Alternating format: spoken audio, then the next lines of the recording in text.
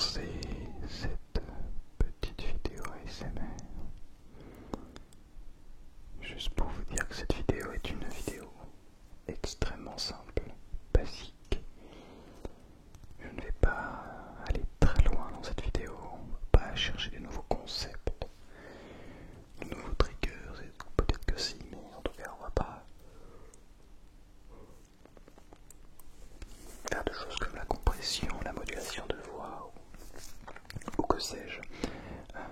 Mais c'est une vidéo extrêmement simple, alors j'aimerais que tu prennes du temps pour toi. J'aimerais que tu t'installes tranquillement et que tu prennes ce temps pour te détendre parce que tu le mérites. Crois-moi, tu le mérites très très largement.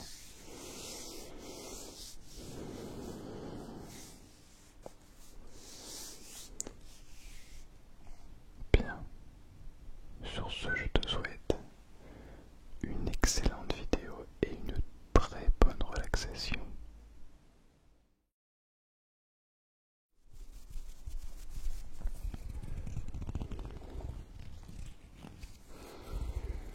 Bonsoir à toutes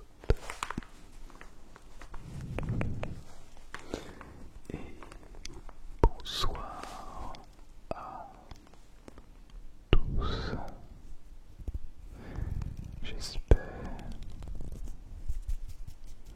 J'espère que vous allez merveilleusement bien ce soir. Pardon. Je vous retrouve pour cette vidéo de détente. Cette vidéo de détente et de relaxation.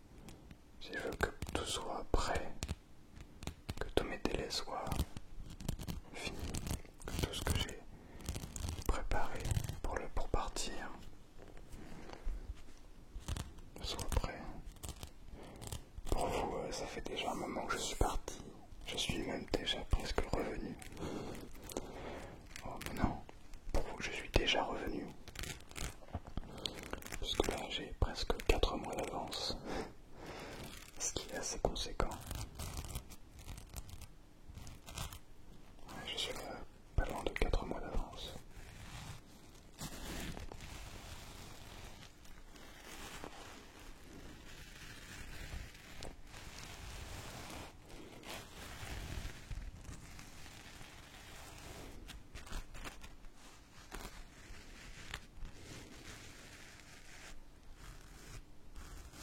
L'éponge est toute propre, bien sûr, je ne me permettrai pas de faire ça sinon. Et donc ça fait, genre, j'ai 4 mois d'avance. Ça fait que je suis obligé de faire beaucoup plus de vidéos que d'origine.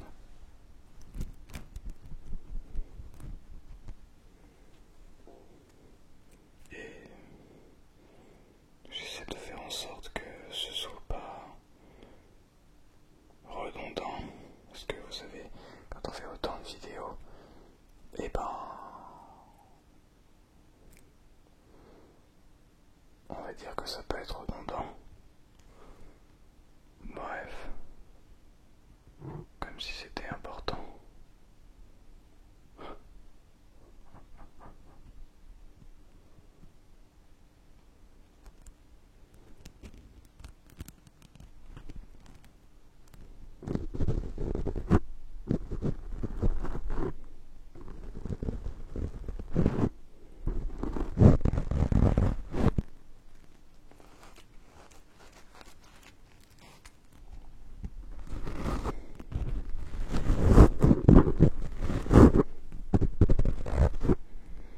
Pourquoi on fait des vidéos ASMR à l'origine? Pourquoi?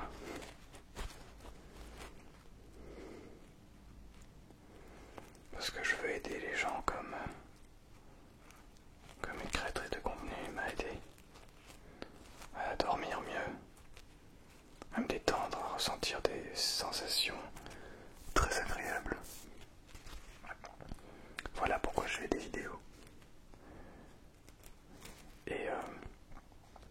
Et je vois pas pourquoi, parce que je pars pendant 3 mois, je devrais laisser toutes les personnes qui comptent sur mes vidéos pour se détendre à l'écart. C'est pour ça que je décide de faire des vidéos en avance. Je pourrais très bien décider de partir comme ça et juste dire que je pars 3 mois, que je ferai pas de vidéo, ou ne rien dire même carrément. Alors oui, pour YouTube c'est pas terrible, mais au-delà de ça, j'ai pas envie de vous laisser comme ça.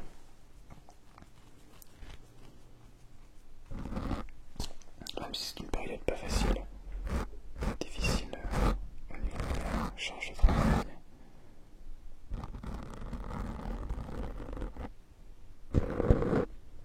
Et ben,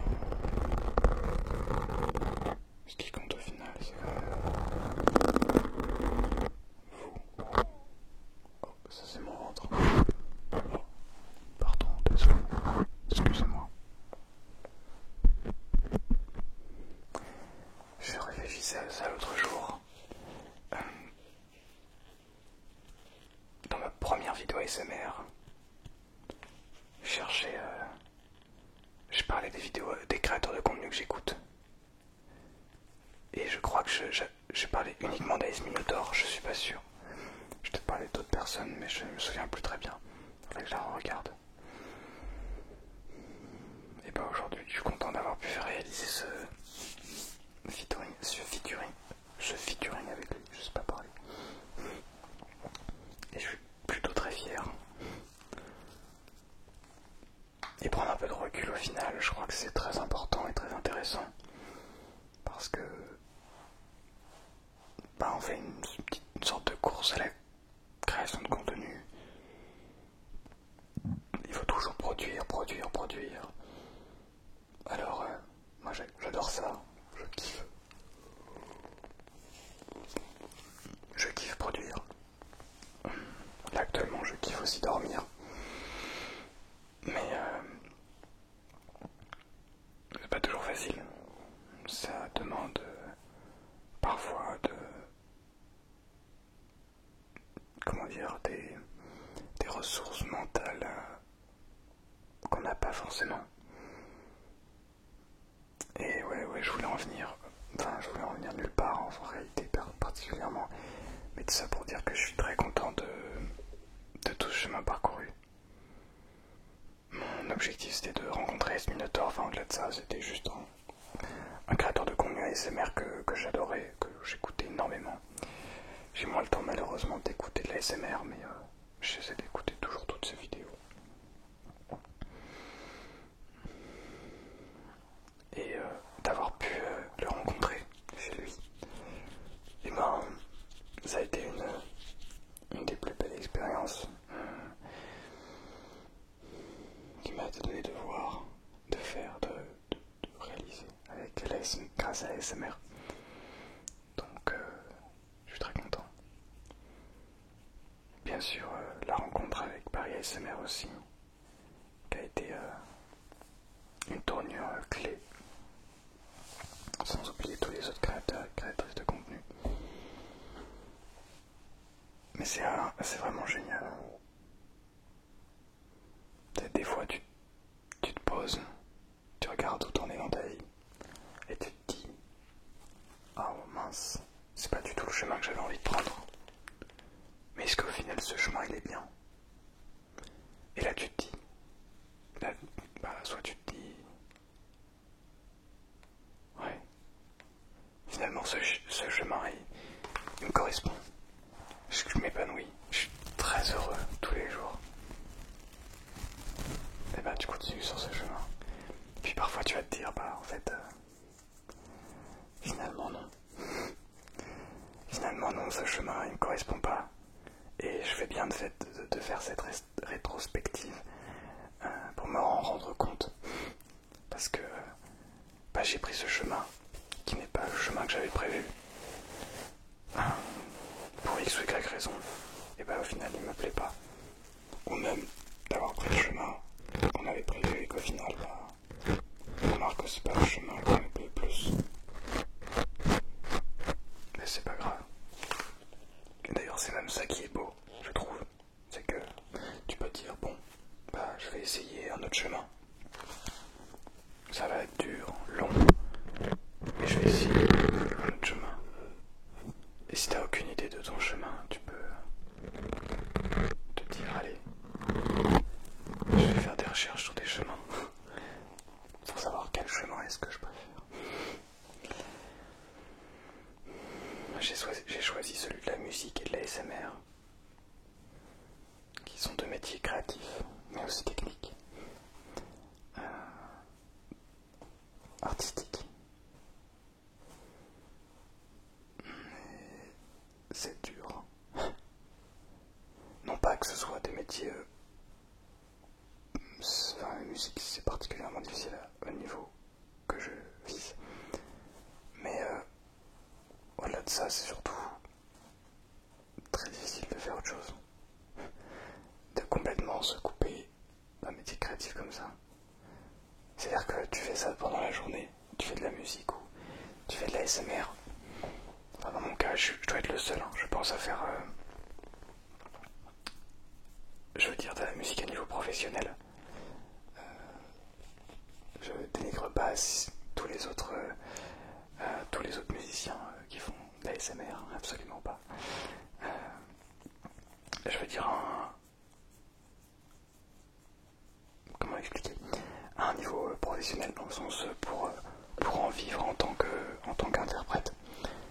Je sais que Paris ASMR fait aussi de la musique et il fait de la très bonne musique, donc ça c'est très cool.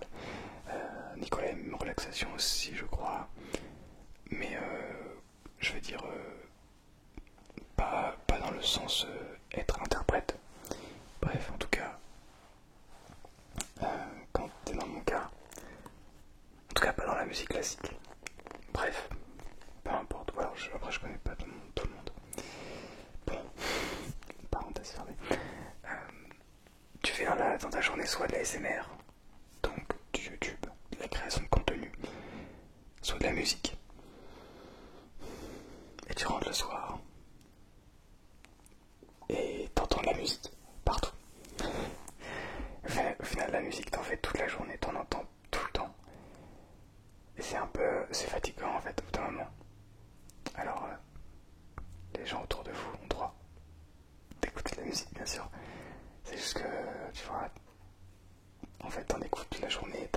la musique toute la journée et tu travailles de la musique toute la journée, le soir, je sais pas, c'est dur parfois. Enfin, dur dans le sens fatigant.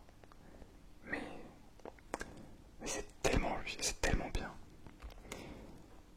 J'espère que après le Pérou, et je n'en doute pas d'ailleurs, je serai remotivé. Non, parce que je suis pas démotivé, mais je serai chaud à aller de l'avant, à travailler dur, encore plus dur, encore plus, et vous proposer de la meilleure qualité et devenir un meilleur interprète, un meilleur musicien. D'ailleurs, oui, il faut que je vous raconte. Je viens de jouer, pour celles et ceux qui me suivent sur Instagram, bon, pour vous, ça fait maintenant 3 mois. Plus de 3 mois. 4 peut-être, presque. 3 mois et demi. Je viens de réaliser mon premier concert en tant que soliste. On était duistes en fait, pour être précis. On était deux solos, deux solistes devant l'orchestre et ça, on a fait un morceau entier comme ça. Et c'était une expérience assez particulière, très agréable. En fait, sur le moment, c'est un peu stressant, mais tu te sens supporté par l'orchestre, tu vois. Tu te dis, ah ouais, ok, en fait, on fait de la musique là. Ah oui, ok. Donc là, on fait de la musique. Et tu te dis, ah oui, en fait, j'ai pas travaillé pour rien. Ça, là, je peux enfin commencer à transmettre quelque chose. Alors, j'en suis pas encore là. Enfin, si, bien sûr, mais j'ai encore beaucoup de travail, technique notamment. Mais j'ai quand même beaucoup progressé, je trouve. Je pense. Je suis pas le seul à le dire d'ailleurs. Il n'y a pas de miracle, c'est parce que je me suis mis à travailler tout simplement. Mais en fait, ça change tout. C'est tellement agréable. C'est-à-dire que tu sais que tu as travaillé, tu sais que tu commences à être de plus en plus solide techniquement. Et donc il n'y a plus cette hésitation. Il y a toujours évidemment. Mais beaucoup moins cette hésitation. De se dire, ah mais en fait ça se trouve j'ai raté la note. En fait tu t'en fiches. Tu t'en fiches, tu joues, tu fais de la musique. Et si tu rates tu rates la note. C'est pas grave. Et on continue à faire de la musique. Mais je rate de moins en moins de notes forcément, du coup, dans cette optique-là. Mais bref, au-delà de ça, c'est un monde incroyable. J'espère vraiment pouvoir continuer à faire les deux, et la SMR et la musique, pendant encore longtemps. Et de pouvoir faire un solo comme ça, pouvoir être soliste, c'était assez exceptionnel. Je suis très très content, très fier. Et la sensation, la sensation, une fois qu'on y a écouté, ça donne envie d'en refaire, donc j'en ferai. Je ferai tout pour en refaire. Jusqu'où j'aimerais aller, parce que c'est un petit peu les résolutions de fin d'année. Parce que pour moi, c'est en fin d'année que je tourne cette vidéo. Je sais pas, je dirais, j'ai envie de rentrer au Conservatoire National. Ça sera pas tout de suite. Mais je vais avoir 2 tentatives, 2 années. J'ai vraiment envie d'y entrer. Peut-être pour l'ego, mais au-delà de l'ego, j'ai pas envie de me retrouver au second plan. Enfin, j'ai envie d'être juste le meilleur en fait. Je vais pouvoir être le meilleur, être très très fort, très très très très fort. Être tellement monstrueux qu'en fait tu vois, je peux aller aider n'importe qui, n'importe où, n'importe quand, tu vois. Juste comme ça, je vais aider, je suis tellement fort que s'il y a besoin, je suis là, tu vois. Et je peux faire de tout. Et puis au-delà de ça, permettre de développer aussi le répertoire de cet instrument.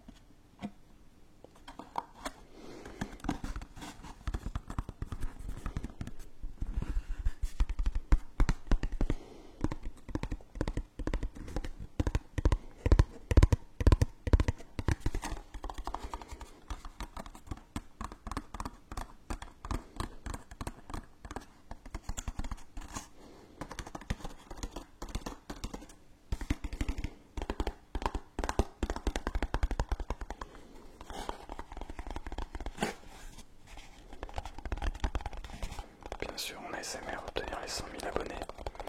Je ne sais pas quand ça se fera. Est-ce qu'on va réussir cette année à passer les 50 000 abonnés déjà? En 2020, on a gagné presque 20 000 abonnés. En 2021. En 2022.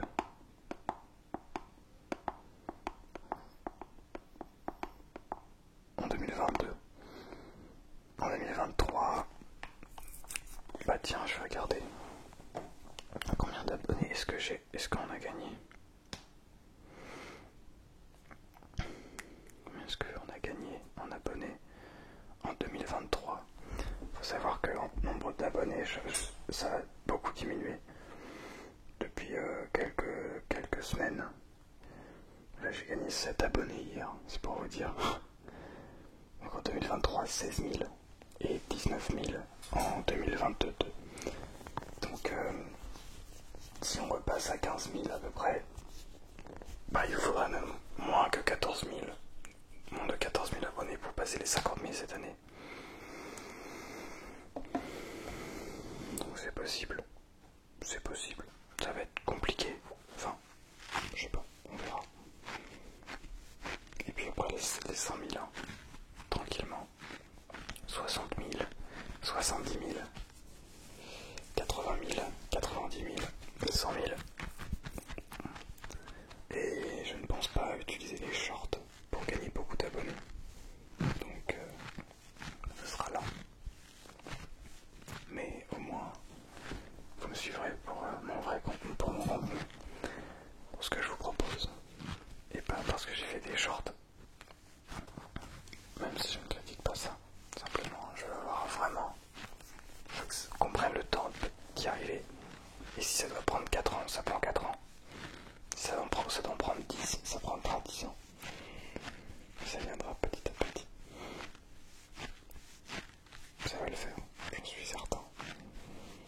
Il suffit juste d'être patient. Continuer à taffer comme il faut. Et ça viendra. Mais bon. Toujours étant que... Oh, un avion.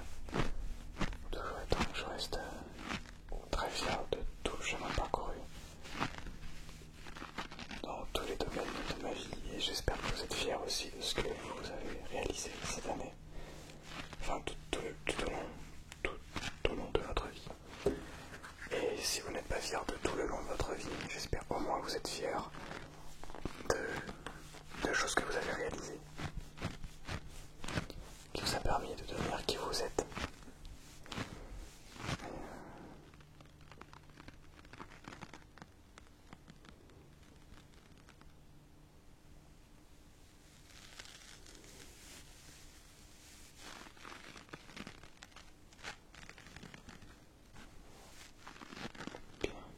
Sur ce, je vais vous laisser baisser le son tranquillement.